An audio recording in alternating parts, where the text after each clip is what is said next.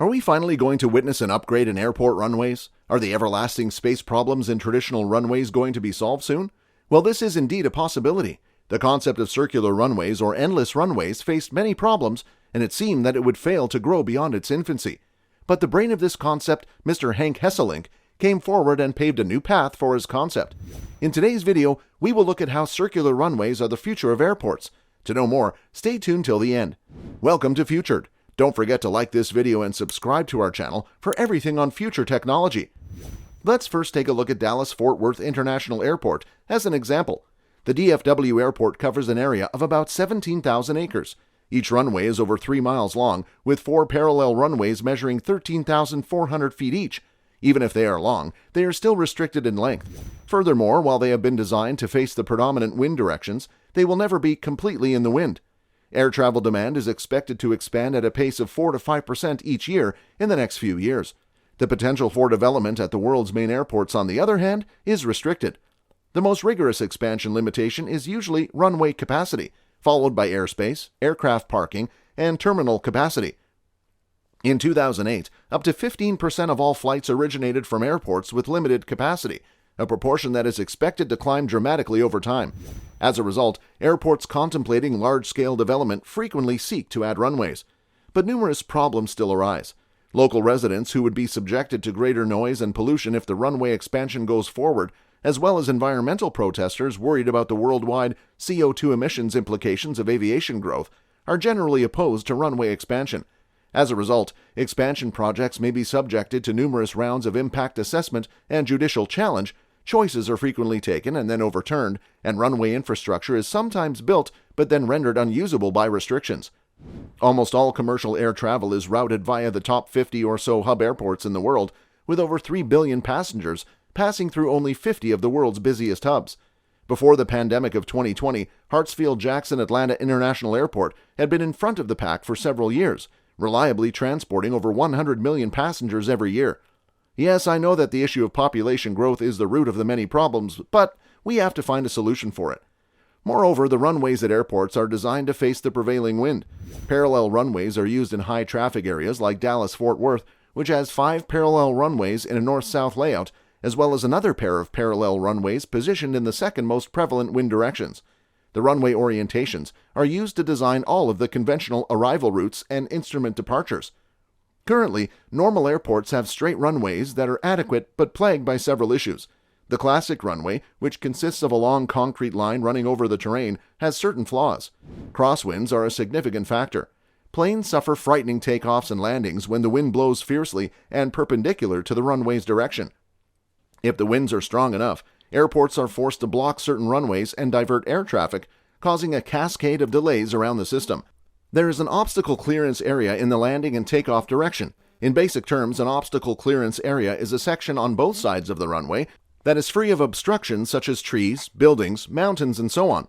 As you can see, the number of planes now flying in the sky is rising every day, which means that airport traffic will rise as well, and straight runways will no longer be sufficient to handle and manage this volume of traffic.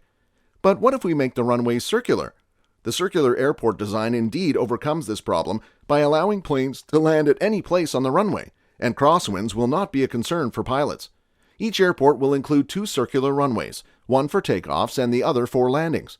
3 planes may land and take off at the same time.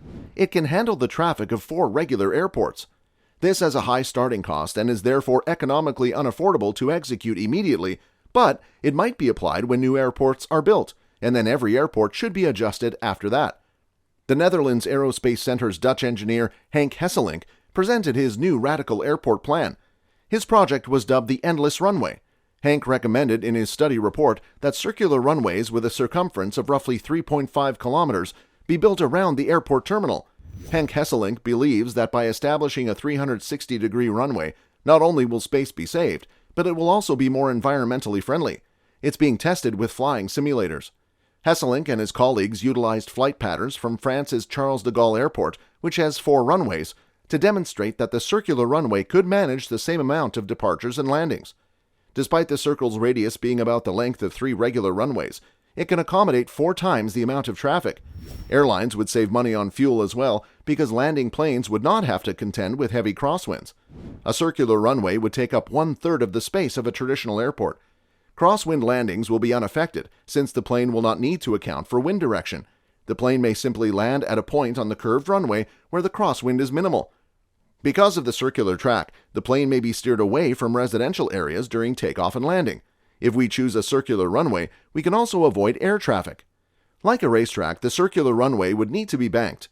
Hesselink's ideal version of the concept would be 2.2 miles in diameter and 6.2 miles in circumference. The airport will be surrounded by a single circular runway. Planes entering and departing will be assigned to one of the many spots along the runway circle. It may be used by up to 3 planes at the same time. The passengers will experience a slight turn similar to a turn in the air. Because of the centrifugal forces, the aircraft will automatically go slower and go towards the center of the runway. Hesselink said, "We can also design procedures to make certain the environment is experiencing less noise as we know the possibility to fly in from any direction and toward any direction. We can make the decision on where to fly and where to avoid flying. This implies that everyone who lives near the airport will hear the same level of noise." The European Commission has supported his study, although no circular runway has ever been built.